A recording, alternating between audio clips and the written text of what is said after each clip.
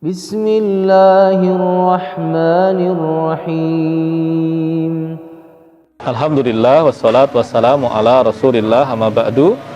Rabbana zidna ilma warzuqna fahma. Nah, ini ada sekalian, ada hadis dari Nabi kita Muhammad SAW yang menurut saya keren sekali. Jadi kalau kita bicara hadis itu jangan dianggap hadis itu hanya tentang sholat, hanya tentang misalkan zakat, puasa ya. Hadis Nabi itu luas dan banyak sekali. Ada yang berkaitan dengan bercandaannya Nabi ada, berkaitan dengan cerita-ceritanya Nabi ada, bahkan hadis itu ada yang sifatnya motivasi gitu. Jadi hadis Nabi itu bukan hanya yang saklek-saklek, yang kaku, yang formal, tapi ada juga hadis-hadis yang sifatnya itu memberikan semangat kita. Nah, di antara hadis yang sangat bagus berkaitan dengan semangat itu apa? Hadis yang berbunyi, ihris ala ma yanfa'uka wasta'in billah wala ta'jiz. Nah, ini bagus ini. Ihris ala ma yanfa'uka itu artinya adalah bersemangatlah kamu pada hal yang bermanfaat bagimu. Jadi semangat itu. Yang kedua adalah wasta'in billah. Tapi jangan lupa minta tolonglah kamu sama Allah. Lalu yang ketiga adalah wala ta'jiz.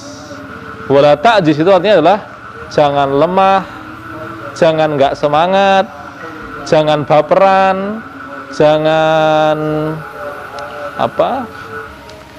ya ungkapan apapun lah ya yang menunjukkan kepada hati yang tidak bersemangat begitu. Nah, mari kita coba uraikan satu persatu adik sekalian. Pertama dari kalimat ihris ala ma yanfa'uka. Itu ada dua potong kalimat ya. Pertama adalah kata ihris, yang kedua adalah ala ma yanfa'uka. Bersemangatlah kamu, itu yang pertama. Yang kedua adalah pada hal yang bermanfaat bagimu. Nah, ihris atau semangat itu artinya adalah sikap positif terhadap sesuatu. Nah, seringkali adik sekalian kalau kita mau jujur mengakui, seringkali masalah itu tidak sebesar yang kita anggap. Masalah itu tidak sebesar yang kita pikirkan. Seringkali masalahnya itu sebetulnya biasa saja, tapi gara-gara kita nganggapnya itu sangat besar, itu sangat rumit, itu sangat menyakitkan, akhirnya kemudian kita bersedih, berduka pada sesuatu yang sebetulnya tidak perlu. Akhirnya apa? Gara-gara masalahnya nggak seberapa, tapi karena respon kita negatif, akhirnya kita kewalahan. Jadi seringkali yang terjadi itu adalah sikap kita yang salah menghadapi masalah, akhirnya jadi masalahnya tampak begitu besar. Makanya ihris, bersemangatlah itu penting ya. Bersemangat, karena apa? Semangat atau tidak semangat,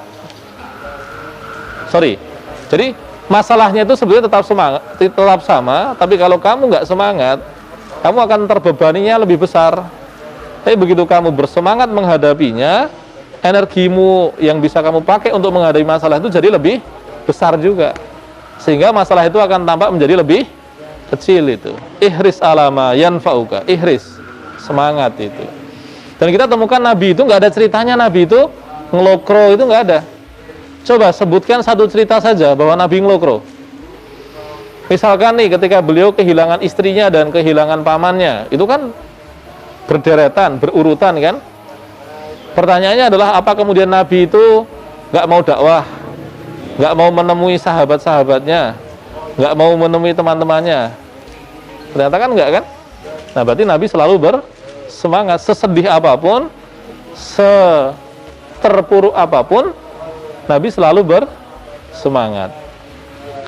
Lalu potongan kedua dari kalimat itu adalah ala ma yanfa'uka. Nah, semangat itu harus diarahkan ke tempat yang tepat. Jangan sampai kita bersemangat pada sesuatu yang nggak ada manfaatnya. Semangat sekedar, mohon maaf nih, main bola tapi sekedar niatnya bersenang-senang. Ya kalau sehari, 2 hari, sekali 2 kali, sejam 2 jam mungkin masih baik-baik saja, nggak apa-apa gitu ya. Tapi kalau kemudian berlarut-larut, eman-eman dong. Nah, maka kemudian kata bermanfaat ini penting. Nah, ukuran bermanfaat itu apa? Satu, bermanfaat itu ukurannya adalah bisa dunia dan akhirat, oke, atau dunia saja. Kalau dia bermanfaat bagi dunia dan akhirat, maka nggak pakai koma, langsung aja kerjakan, langsung saja dikumpulkan, langsung saja dimaksimalkan. Tapi kalau bermanfaat di dunia, yang paling penting adalah jangan sampai merugikan di akhirat. Nah, jadi bermanfaat untuk dunia, yang penting jangan sampai merugikan di akhirat. Apalagi kalau kemudian di dunia nggak bermanfaat, di akhirat jadi beban. Itu ruginya double, ya. Di dunia sudah nggak dapat apa-apa, di akhirat jadi beban. Itu kasihan sekali kan. Tapi kalau dia bermanfaat untuk dunia, tidak untuk akhirat, yang penting jangan dosa, jangan menjadi beban. Misalkan kamu main game itu ya, kamu main game itu ada manfaatnya nggak untuk akhirat? Kan nggak mungkin kan nambah pahala itu, gara-gara kamu dapat ngalahin musuh lebih banyak, kemudian pahalanya lebih besar, kan nggak ada ceritanya kan begitu? Ya, atau kalau kamu main Pac-Man gitu, makan makan koin lebih banyak, apa kemudian pahalamu lebih banyak? Enggak juga kan? Bukan hanya enggak juga, enggak sama sekali. Nah, tetapi berkaitan dengan hal yang bermanfaat di dunia, tidak merugikan di akhirat, itu secukupnya saja. Main game boleh nggak? Main game boleh nggak? Main game boleh nggak? Kalau yang perempuan mungkin nggak main game lah. Main apa? Ya, permainan apapun deh. Kamu misalkan kalau masih anak-anak, karena ini luas ya ruangnya, kemudian kamu main petak umpet, boleh nggak? Boleh. Siapa yang ngelarang? Ya kan? Selama dia tidak merugikan akhirat, boleh. Tapi yang penting adalah secukupnya. Bersemangat saja. Jadi bersemangatlah pada apa yang bermanfaat bagimu. Bermanfaat itu bisa dunia akhirat, bisa akhirat saja. Manfaat dunianya nggak ada. Ada banyak ibadah mahdoh itu yang manfaat dunianya nggak akan kita rasakan langsung, sehingga kesannya tidak ada sama sekali. Meskipun itu mustahil ya. Ulama mengatakan semua perintah syariat itu pasti ada manfaatnya. Tinggal kita tahu atau enggak aja. Atau ngerasakannya cepat atau enggak. Sehingga manfaat dunia akhirat, oke, atau akhirat saja, atau dunia saja. Nah, yang berkaitan dengan dunia, intinya jangan sampai merugikan akhirat. Lalu kemudian yang kalimat selanjutnya adalah wasta'in billah. Minta tolonglah sama Allah. Kalau kamu berharap minta tolong pada selain Allah, satu, pertolongannya nggak mungkin maksimal. Yang kedua, paling-paling kecewa. Ya nggak? Ketika kamu, teman-teman sekalian, adik sekalian, berharap minta tolong pada selain Allah, itu selain nggak maksimal, sering membuat kecewa. Maka ya udah, daripada kecewa, mending minta sama Allah. Masih ingat nggak doanya istrinya Zakaria? Itu kan kalimatnya kan Masya Allah ya. Dia sudah sepuh, nggak punya anak juga. Padahal sudah berdoa bertahun-tahun, puluhan tahun doa, nggak dikasih-kasih anak. Tapi kalimatnya apa? Ma ana bi du'ai rabbi syaqiyya. Aneh nggak pernah susah dengan minta sama Allah. Jadi meskipun puluhan tahun dia belum kunjung dikasih anak, dia mengatakan nggak pernah aku kecewa dengan doaku pada Allah. Nah, minta tolong aja sama Allah. Dan jangan sampai kemudian kita bersandar pada diri sendiri, ya, bersandar sama orang salah, bersandar kepada diri sendiri. Misalkan nih, ini nanti penyakitnya jadi kayak penyakitnya Korun itu loh. Korun itu kan punya rizki, kan dia bilang apa? Innama utitu bima ilmin indi, kurang lebih kalimatnya begitu kan. Ya saya kaya kan karena saya pinter tuh. Ya akhirnya Allah binasakan. Tapi kalau kemudian kita bersandar pada Allah, ketika dilimpahkan banyak, kita tahu ada tanggung jawab di situ. Seperti kalimatnya Nabi Sulaiman kan, Nabi Sulaiman bilang apa?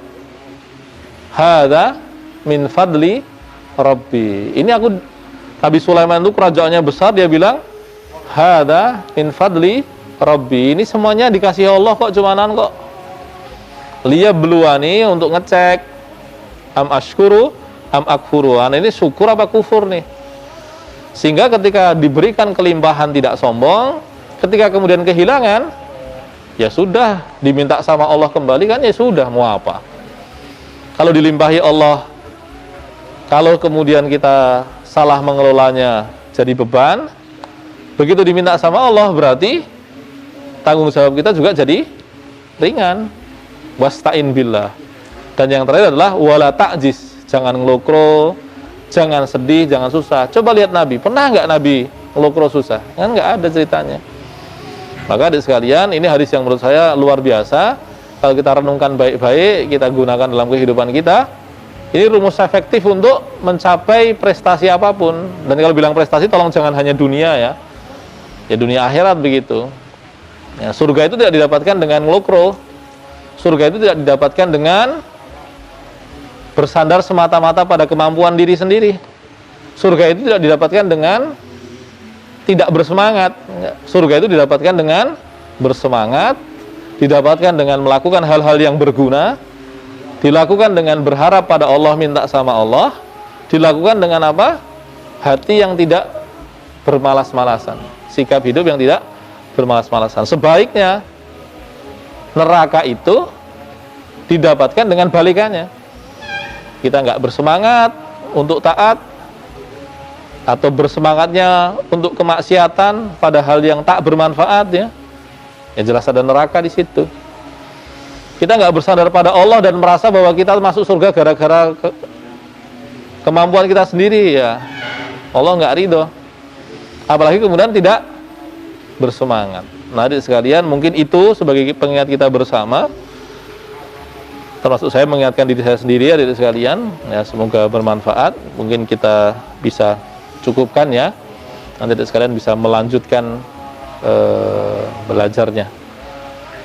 Begitu? Kita cukupkan ya dengan kafaratul majelis. Subhanakallahumma wa bihamdika asyhadu an la ilaha illa anta astaghfiruka wa atubu ilaik. Ya, jadi ihris ala ma yanfa'uka wasta'in billah wa la ta'jiz. Ya, barakallahu li wa lakum. Wassallallahu ala nabiyyina Muhammad. Assalamualaikum warahmatullahi wabarakatuh.